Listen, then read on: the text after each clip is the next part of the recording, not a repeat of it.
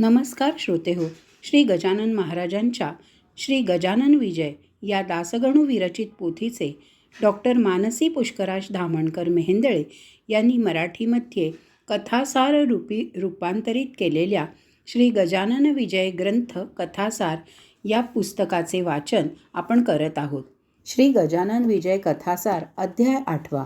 महाराजांच्या कृपेचे खूप अनुभव आपण याआधी पाहिले आहेत. आपला बुद्धी देणारा हा बुद्धिदाता परमेश्वर असतो.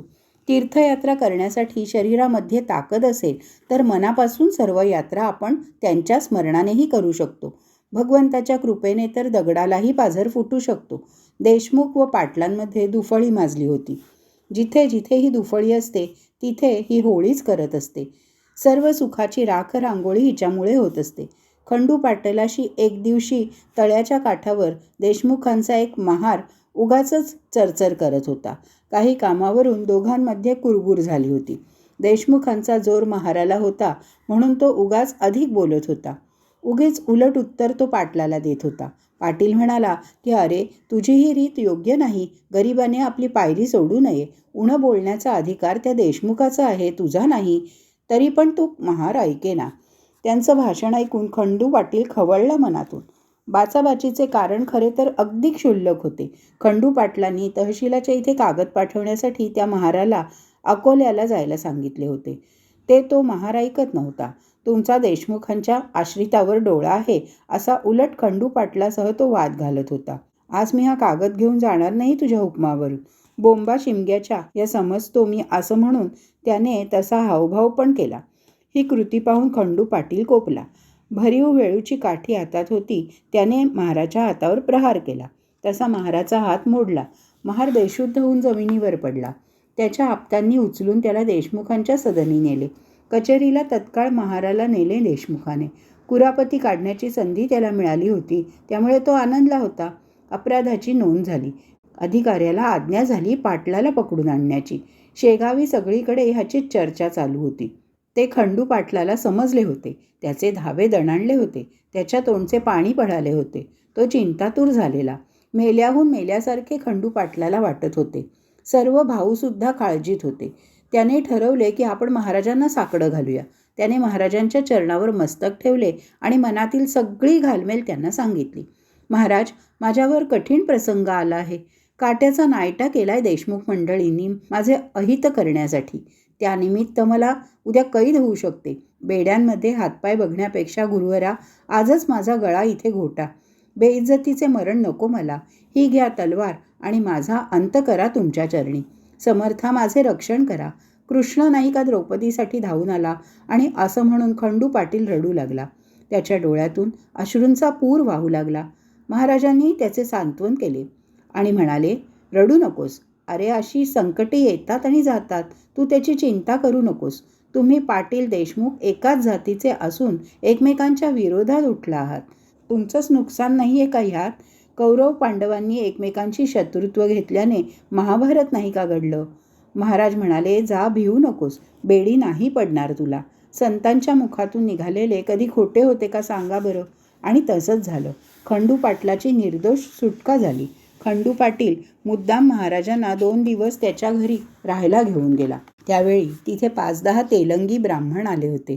ते कर्मठ होते. वेदाभ्यास होता, पण मनात अजूनही धनाचा लोभ होता. काही विशेष मिळेल का म्हणून ते समर्थांच्या इथे आले होते. समर्थ अंगावर पांघरून घेऊन झोपले होते. समर्थांना उठवण्यासाठी ते मोठमोठ्या स्वरात मंत्र म्हणत होते. मंत्र म्हणताना त्यांची चूक झाली, पण ती त्यांनी दुरुस्त नाही केली. महाराज जागेवर उठून बसले आणि ब्राह्मणांना म्हणाले, तुम्ही वैदिक का झाला आहात? वेदविद्येला हीनत्व आणू नका तुम्ही. ही विद्या पोटासाठी नाही, मोक्षदात्री आहे. त्याची काहीतरी किंमत ठेवा. सोंग घेऊन उगीच भोळ्या भाविकांना फसवू नका तुम्ही. जो अध्याय ते ब्राह्मण म्हणत होते तोच पूर्ण अध्याय समर्थांनी म्हणायला सुरुवात केली. तोच अध्याय त्यांनी घडाघडा म्हणून दाखवला. स्पष्ट शब्द उच्चारात, कुठेही न अडखळता महाराजांनी वेद म्हणून दाखवले. सूर्याचा उदय झाल्यावर त्याच्या पुढे काजव्यांचा जय जयकार थोडाच होणार? वैदिक ब्राह्मणांनी मनात विचार केला की हे महाज्ञानी आहेत, प्रत्यक्ष विधाताच आहेत. काहीतरी पुण्य आपल्या पदरी होते म्हणून आज महाराजांचे दर्शन आपल्याला झाले. खंडू पाटलांकडून सगळ्या ब्राह्मणांना रुपया दक्षिणा दिली. सर्व ब्राह्मण संतुष्ट झाले आणि दुसऱ्या गावी निघून गेले. महाराज पण कंटाळले होते. गावाच्या उत्तरेला एक मळा होता. त्या मळ्यात भाजीपाला लावलेला होता. तिथे एक शिवाचे मंदिर होते. सर्व झाडे तिथे असल्याने तिथे छान सावली होती. लिंबाच्या झाडामुळे सुरेख सावली पडत होती. कृष्णाजी हा खंडूजीचा सगळ्यात धाकटा भाऊ होता.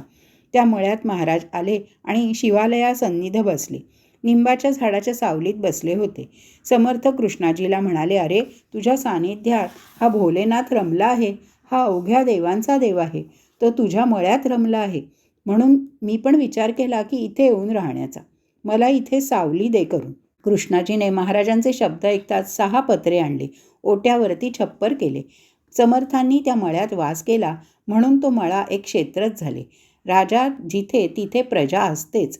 महाराजांची सेवा करण्यासाठी महाराजांबरोबर भास्कर पाटील व तुकाराम कोकाटे तिथे राहत होते. खाण्यापिण्याची इतर सोय सर्व कृष्णाजी पाटलाने केली होती. एके दिवशी फिरता फिरता 10-20 गोसावी मळ्यात आले. समर्थांचा नावलौकिक आधीच त्यांनी ऐकला होता म्हणून त्यांनी मुद्दाम मळ्यात तळ ठोकला. गोसावी पाटलाला म्हणाले, तुम्ही या गोसाव्याला तुमच्या मळ्यात जागा देता. आम्ही ब्रह्मगिरी गोसाव्याचे भक्त आहोत.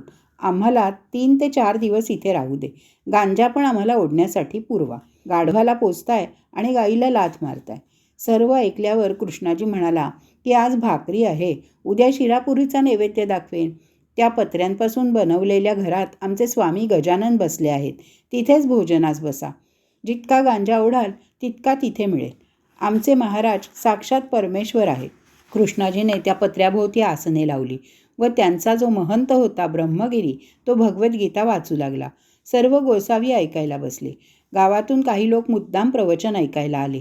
पण तो गोसावी पक्का दांभिक होता. त्याचं निरूपण गावातील लोकांना आवडलं नाही. पोथी ऐकल्यावर सर्वजण गजाननाच्या समोर जाऊन बसले व कुजबुजू लागले की महाराज तर चालते बोलते परमेश्वर आहे. त्यांनी हा सर्व स्वानुभव घेतला आहे. सर्व ऐकून त्या ब्रह्मगिरी गोसाव्याला लोकांचा राग आला. सर्व गोसावी गांजा पीत बसले होते. महाराजांना चिलीम भरून भास्कर वरच्यावरी प्यायला देत होता. महाराज पलंगावर बसले होते. तेव्हा एक ठिणगी त्या पलंगावर पडली. काही वेळ गेल्यावर धूर यायला लागला व तो पलंग पेटला चहूबाजूंनी. तो प्रकार पाहून भास्कर म्हणाला, गुरुराया, पलंग शीघ्र सोडा. पलंगाची लाकडे ही सागाची आहेत. ती पटकन विझणार नाही. महाराज म्हणाले, अरे भास्करा, तू अजिबात पाणी आणू नकोस. ब्रह्मगिरी महाराजांना तर खरी गीता अवगत आहे. त्यांच्या परीक्षेची वेळ भगवंताने लगेच आणली. ब्रह्मगिरी महाराज, बसा या पलंगावर. नैनम चिंदंती श्लोकावर तुम्ही 1 प्रहर प्रवचन केलेत ना, मग आता कसली तुम्हाला भीती? जा भास्करा, त्यांचा हात धर आणि त्यांना इथे घेऊन ये. अशी आज्ञा होताच भास्कर लगेच ब्रह्मगिरीला हाताने पकडून घेऊन आला. कारण अतिशय आदराने त्यांना इथे आणा असं महाराजांनी सांगितलं होतं. भास्कर धिप्पाड होता. पिळदार त्याचं शरीर होतं. पलंग चौफेर पेटला होता. पण महाराज जागचे हल्ले नव्हते. भास्कर हाताला धरून ब्रह्मगिरीनं घेऊन आला. ब्रह्मगिरी त्याला म्हणाला, नको, मला नको नेऊ त्या पलंगाजवळ. मी चुकलो. मी महाराजांचा अधिकार जाणला नाही. नैनम दहती पावकः हे वाक्य खरं करून दाखव असं महाराज म्हणाले. ब्रह्मगिरी घाबरत म्हणाला की मी पोटभऱ्या संत आहे. मी त्यांना पिसा म्हणालो. चुकलं माझं. मला क्षमा करा. मला माफ करा. मी तुम्हाला शरण आलो आहे. शेगावच्या जनतेने महाराजांना विनवणी केली की तुम्हाला अग्नीचं भय नाही, पण आमच्यासाठी महाराज तुम्ही खाली उतरा. आम्हाला हे सगळं बघूनच भीती वाटते. महाराज भक्तांच्या विनंतीला मान देऊन खाली उतरले. तसा तो पलंग खाली कोसळला. ब्रह्मगिरीने महाराजांना साष्टांग नमन केले. गंगाजलाला स्पर्श केल्यावर मल कोठून राहणार? मध्यरात्री महाराजांनी ब्रह्मगिरीला उपदेश केला. आजपासून तू या चेष्टा सोडून दे. ज्यांनी अंगाला राख लावली त्यांनी उपाधी दूर ठेवावी. नुसता शब्दपंडित होऊ नकोस. उगीच शिरापुरी खाण्यासाठी इथे तिथे भटकू नकोस. असा बोध मिळाल्याने ब्रह्मगिरी विरक्त झाला. दुसऱ्या दिवशी कोणाला न भेटता सकाळी लवकर निघून गेला सर्व शिष्यांसह. गावामध्ये सर्व ठिकाणी ही गोष्ट समजली. जो तो येऊन पलंग बघत होता कसा जळला इथे. ह्या गोष्टीने महाराजांचा नावलौकिक अधिक वाढला. अशा प्रकारे गजानन विजय ग्रंथ दासगणू विरचित कथासाराचा 8मोध्याय पूर्ण झाला. गण गणात बोते, गण गण गणात बोते. ओम नमो भगवते वासुदेवाय. ओम महान शक्ती देवताय नमः.